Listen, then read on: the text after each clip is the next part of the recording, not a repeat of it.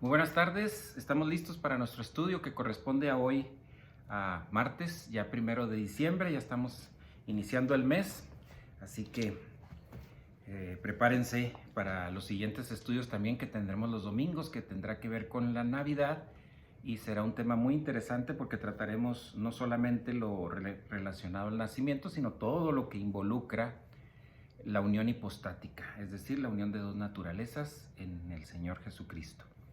Pero antes de iniciar nuestro estudio de hoy de Colosenses, recuerde que lo más importante es la condición espiritual y esa se soluciona confesando nuestro pecado, así que vamos a dar tiempo para que cada quien en su privacidad pueda confesar su pecado y luego juntos vamos a orar para iniciar el estudio de esta tarde.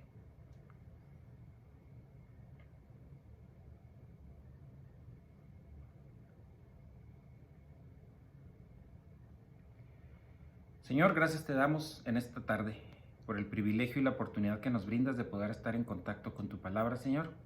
Un día más y una oportunidad más para este proceso de crecimiento espiritual.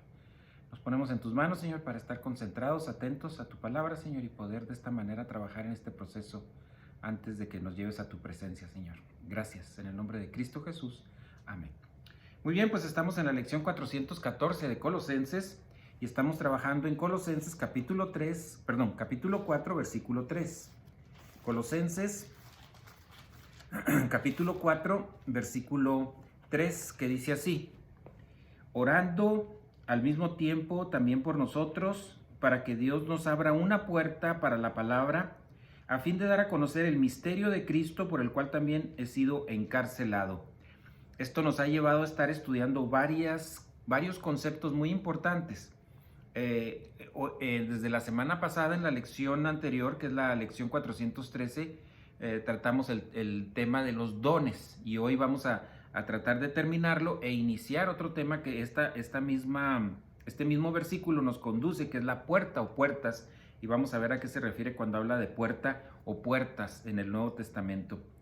Proseukomai es la primera palabra que tenemos ahí, ¿se acuerdan? Vida social con Dios, o sea, se traduce como oración, pero podemos hablar de una vida social con Dios o cara a cara con Dios, deseando lo que Él desea, o en otras traducciones podría ser deseando lo que la otra persona desea, que en sí es el mismo concepto del principio básico de la oración, que es vida social con Dios.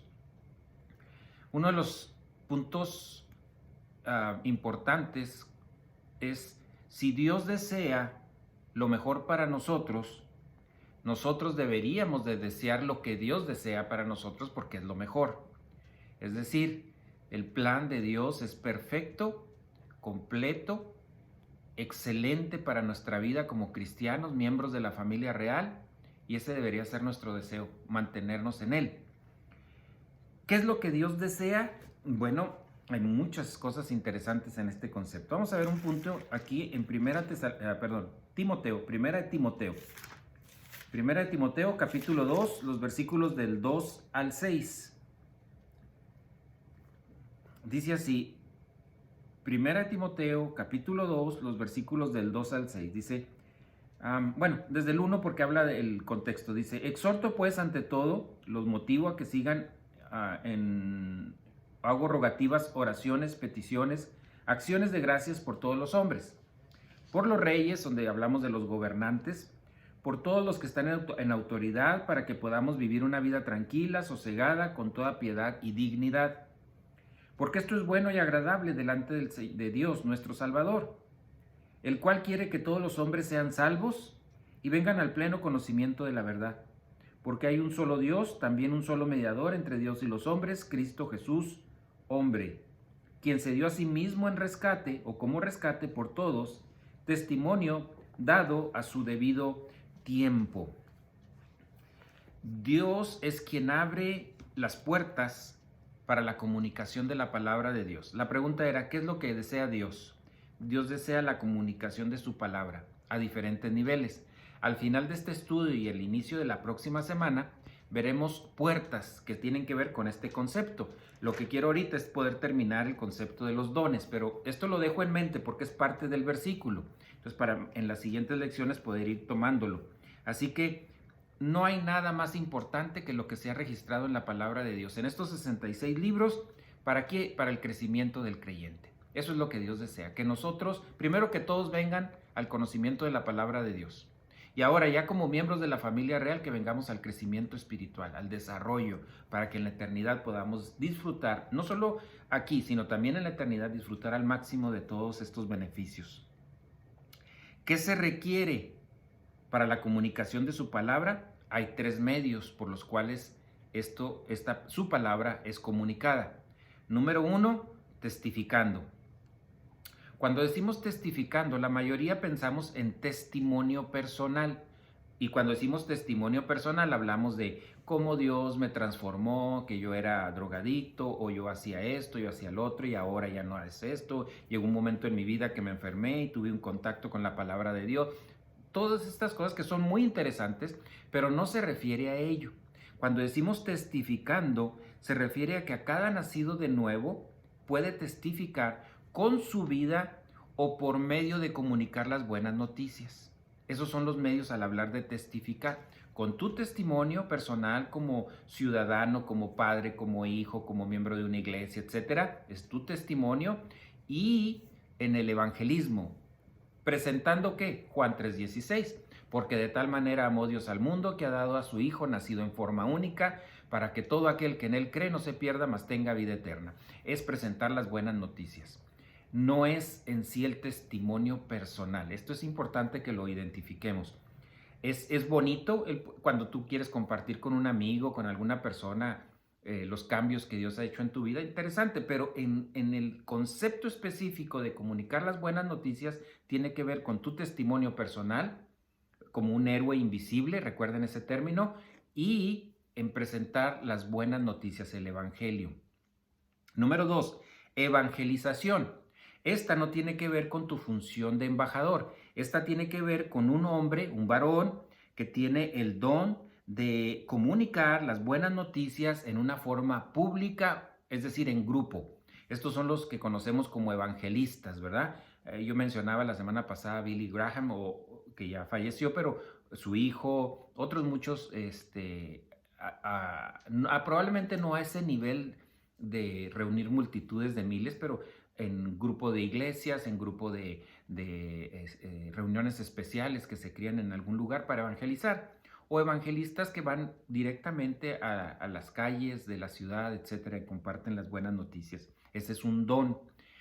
Ahorita vamos a mencionarlo con referente a los dones. Y el siguiente es el de pastor maestro. Este tiene que ver con un varón que va a dar, que va a alimentar las ovejas del Señor, esto de una manera consistente, y las ovejas que Dios le haya asignado.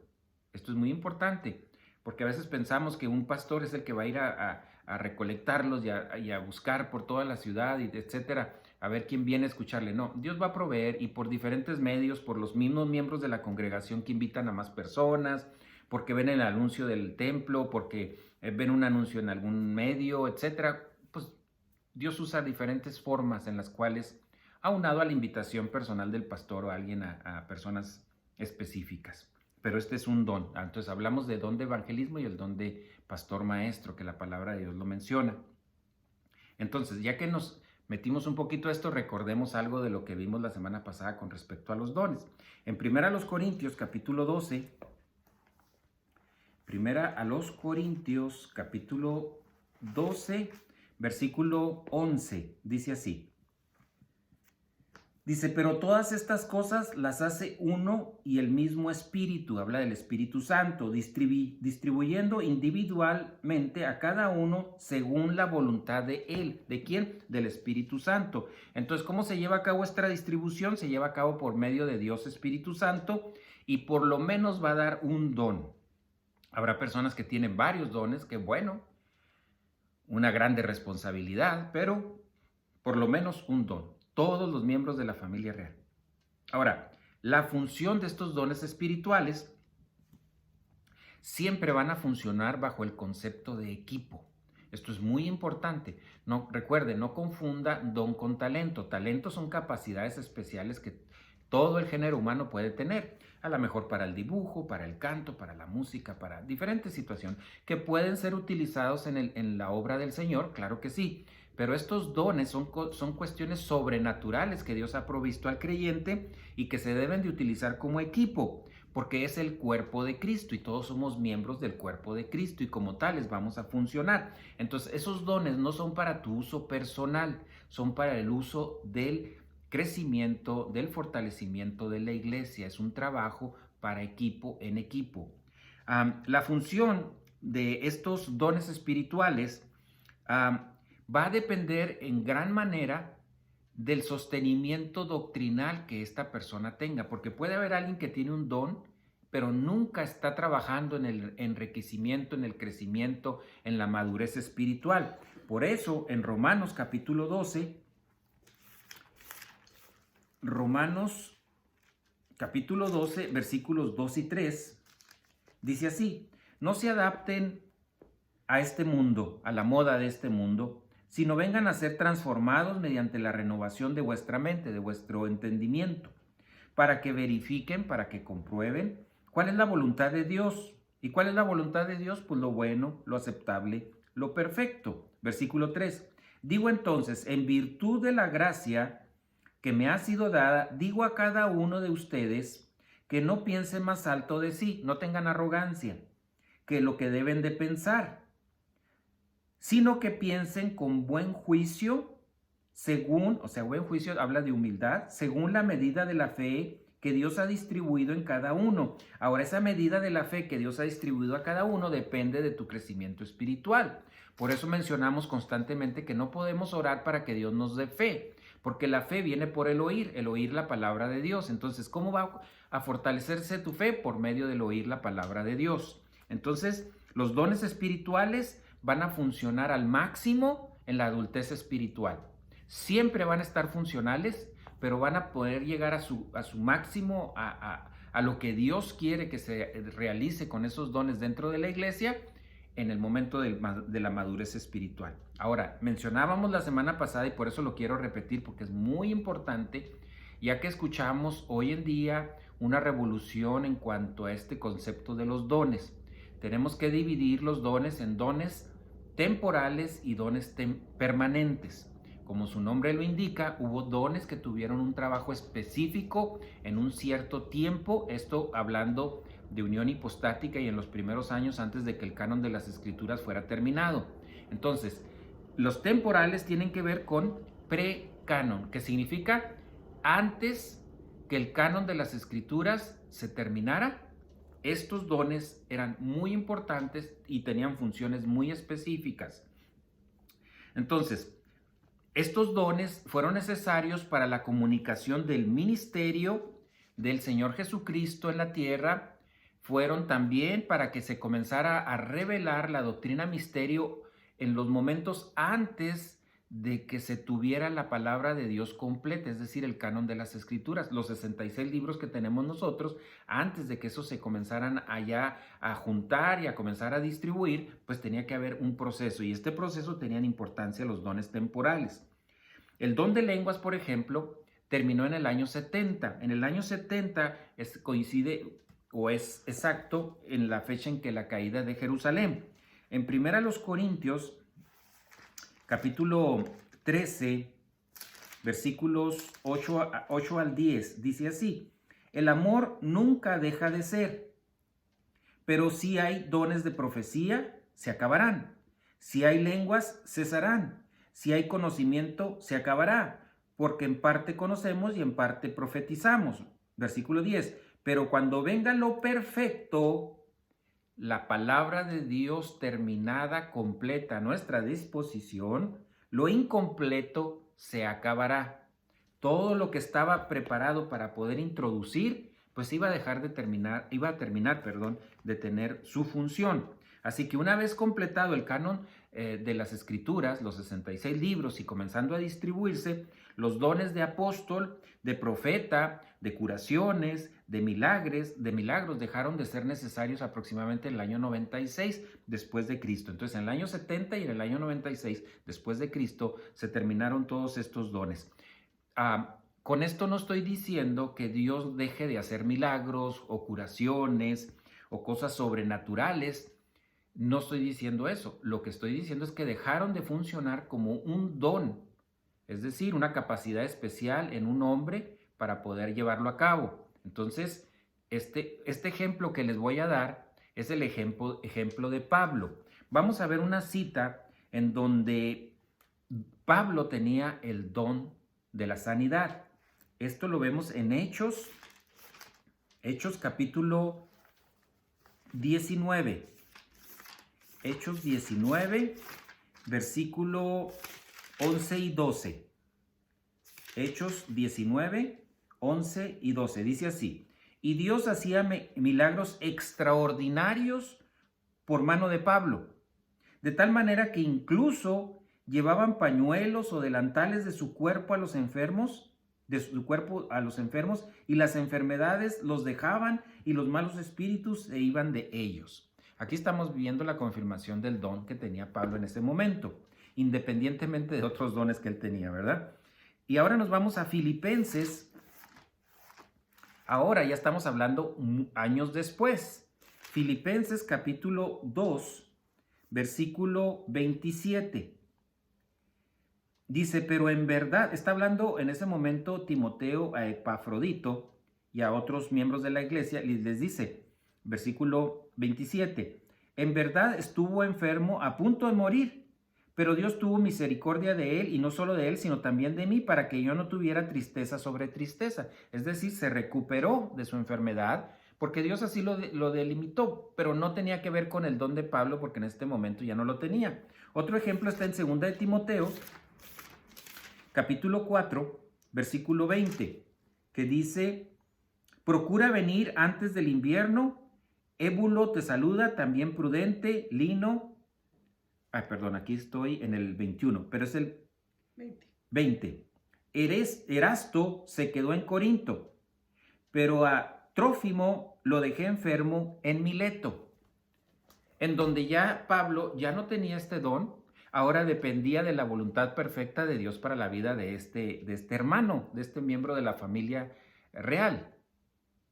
Probablemente fue sano antes o después de estas situaciones, no lo sé, pero Pablo ya no tuvo que ver en cuanto a su don para sanidad de esta persona. Entonces vemos aquí cómo estos dones muy importantes en su momento dejaron de ser el proyecto que se tenía para ese momento y terminaron estos dones.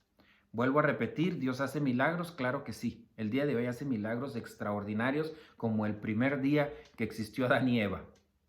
Pero en cuanto a un don destinado a un hombre, miembro de la familia real, ya no.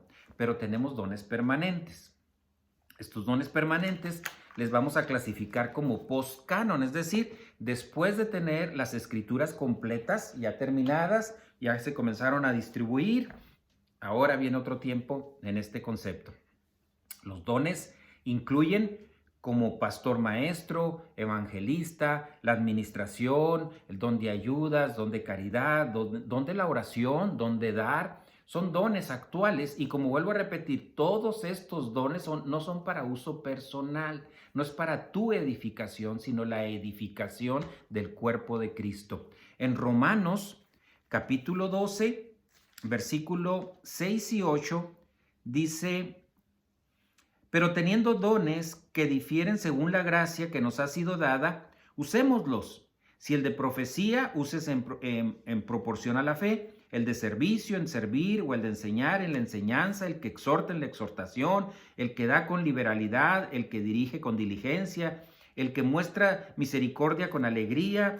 Y estos dones, acuérdense que en este momento ya algunos estaban dejando de existir, como menciono en el año 96, por eso todavía se mencionan en esta carta, pero ya posteriormente dejan de existir porque eran temporales. Ahora, cuando hablo de exhortación, cuidado, y yo lo mencionaba el domingo, por eso lo dije el domingo también, porque este don de exhortación no es de ir a regañar a la gente, porque lo único que haces con eso es exaltarlos, molestarlos, incomodarlos, meterte en la vida privada de las personas. Cuando hablamos de exhortación, es con tu testimonio el poder compartir con otros miembros de la familia real el error o las situaciones que están pasando en la vida de estas personas y que te puedan tomar como alguien que los está apoyando, que se da cuenta que hay una situación de adversidad y está junto contigo para sacarte adelante, no para ir a regañarte, porque cuando oímos exhortación inmediatamente pensamos en regaño. No tiene que ver con eso, tiene que ver con motivación, con animación, por medio de tu testimonio.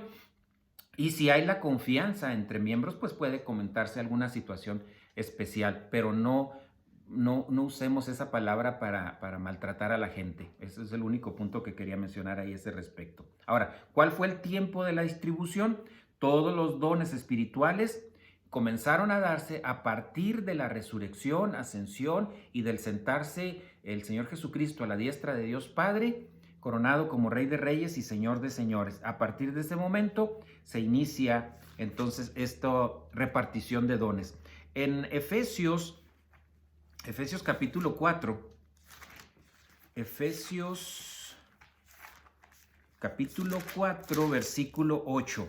Efesios 4, 8 dice así: por tanto, dice, cuando ascendió a lo alto, llevó cautivo una hueste de cautivos. Ya hemos hablado de cuando el Señor llevó todos los miembros de la familia de Dios que estaban en ese compartimento, se los llevó al tercer cielo. Dice, se llevó cautivo una hueste de cautivos y dio dones a los hombres. Entonces, cuando Dios se fue al tercer cielo, ascendió al tercer cielo, se sentó a la diestra de Dios Padre, llevándose a todos los miembros de la familia de Dios del Antiguo Testamento, en ese momento se repartieron los dones. Así que, dados por primera vez el día de Pentecostés, cuando la dispensación de Israel fue interrumpida, ¿verdad?, para injertar la dispensación de la iglesia. Esto lo podemos ver en Hechos capítulo 2. Si le interesa leer algo de esto, le recomiendo que lea el capítulo 2 de Hechos. Ahí va a encontrar mucha información muy interesante a este respecto. Así que por nada más un breve tiempo, el precanon fue dado en el momento de la salvación. O sea, en el precanon hay un pequeño paréntesis, pero a partir del momento en que ya se inicia la dispensación de la iglesia, formalmente después del día de Pentecostés, todos los miembros de la familia real, al momento de haber creído en Jesucristo como su Salvador, recibieron mínimo un don para el enriquecimiento de la iglesia, para el trabajo de la iglesia, para el desarrollo de la iglesia como tal. Y vimos tres versículos que voy a mencionar. Estos fueron también vistos la lección pasada, pero para que usted lo recuerde es interesante oír estos versículos. Dice así en Efesios 6:17, tomad también el yelmo de la salvación, el casco de la salvación y la espada, Macaira, ¿se acuerdan? Del Espíritu, que es la palabra de Dios. En Primera de Pedro, capítulo 1, versículo 23, pues habéis nacido de nuevo, no de una simiente corruptible, sino de una incorruptible, es decir, mediante la palabra de Dios que vive y permanece. Y luego Lucas, capítulo 11, versículo 28. Pero él dijo, al contrario, dichosos los que oyen la palabra de Dios y la guardan. Esto para dar pie a lo que vamos a ver como siguientes temas durante esta próxima, lo que queda de nuestra lección y la próxima lección. Desde el instante de la salvación, tú y yo tenemos y continuamos teniendo la oportunidad de convertirnos en héroes invisibles, es decir, miembros de la familia real, no vistos en general por la gente, pero que pueden tener un impacto importante en la iglesia, en la familia, en el área donde vives y para tu nación, como héroes invisibles. Así que aquí a continuación vamos a ver las puertas que nos pueden llevar a este punto. Y cuando digo puertas, no confunda con los portones que hemos hablado en otros diagramas. Estas son puertas que la misma palabra de Dios las utiliza como puertas y que no todas significan lo mismo. Tienen el mismo contexto de decir una puerta, pues una puerta es para entrar o para salir, ¿verdad? Pero ¿a dónde vas a entrar si abres esa puerta? Entonces, primera puerta, vamos a marcar la primera puerta y esta es la puerta de la salvación. Juan capítulo 10, versículo 9 nos dice lo siguiente, fíjese muy bien, 10, 9 de Lucas.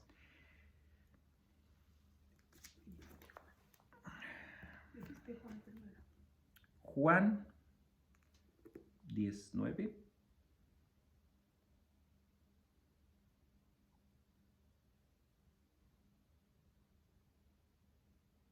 ahorita lo menciono el versículo bien porque creo que lo escribí mal. Ahorita se los verifico.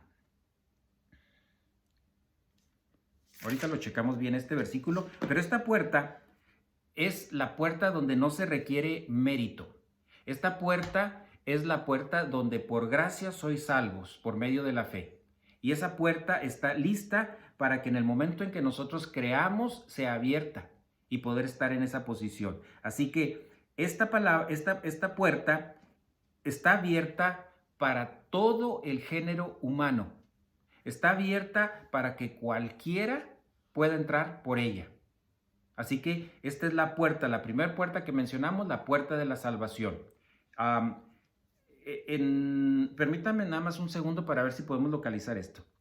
En el libro, en mi escritorio, donde están las hojas que se hacen borrador, ahí está el borrador de esta, por favor, sí. A mano izquierda, en el librero. A ver si les puedo traer ahorita mismo la cita para que no perder el hilo. Pero importante entonces, esta primera puerta es la puerta de la salvación. Esta puerta entonces se abre y está abierta para todo el género humano, para que cualquiera que crea pueda entrar por gracia. Y cuando dice aquí, se ha acercado a ustedes el reino de Dios, pero cualquier ciudad donde entréis,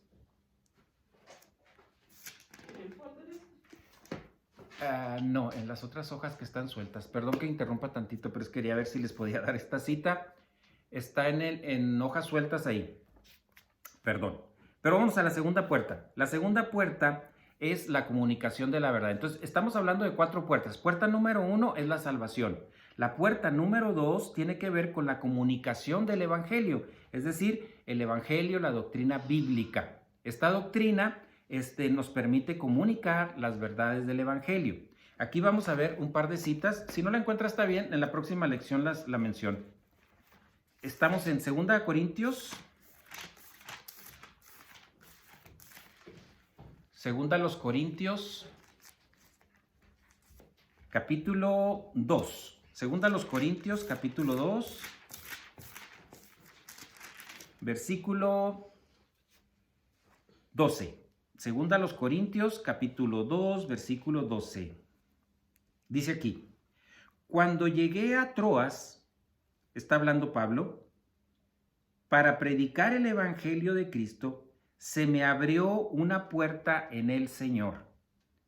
Y en la lección que estamos estudiando, que es Colosenses, precisamente, vamos a leerlo, Colosenses capítulo 4, versículo 3, que es el que estamos estudiando, dice, orando al mismo tiempo también por nosotros para que Dios nos abra una puerta para la palabra, a fin de dar a conocer el misterio de Cristo. Entonces, estamos hablando de 2 puertas. La primera es la de la salvación, la segunda es la comunicación de la verdad, el evangelio de la palabra de Dios. Por eso es importante cuando vimos puerta, ¿cuál puerta se está refiriendo? En el caso de la primera estábamos mencionando que se refiere a la puerta de la salvación y la segunda puerta a la puerta de la comunicación de la verdad del evangelio. ¿Ok? Entonces, tenemos estos 2 puntos importantes. Número 3, esta es la puerta en la vida para la provisión de la dinasfera y un resultado con impacto.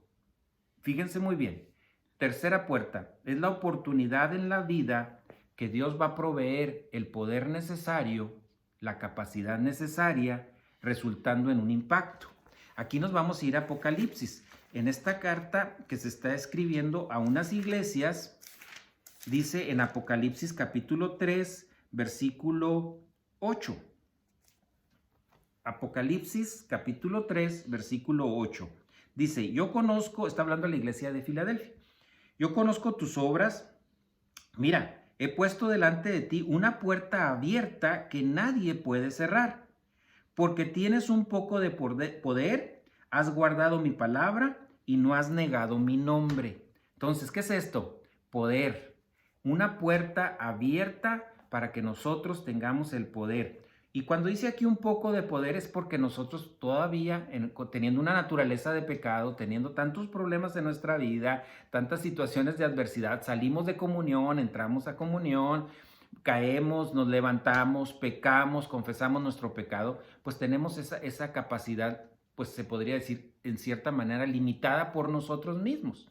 Entonces, aquí está la oportunidad, capacidad especial para poder sobrevivir, funcionar, trabajar en máxima felicidad.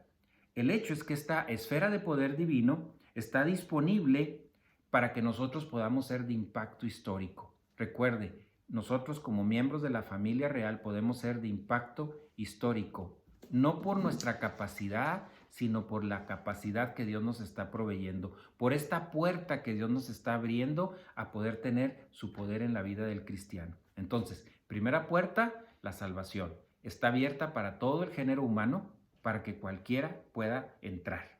Número 2, esta es la puerta de la comunicación del Evangelio. Dios va a abrir puertas para comunicar las buenas noticias como embajadores que somos de la palabra de Dios.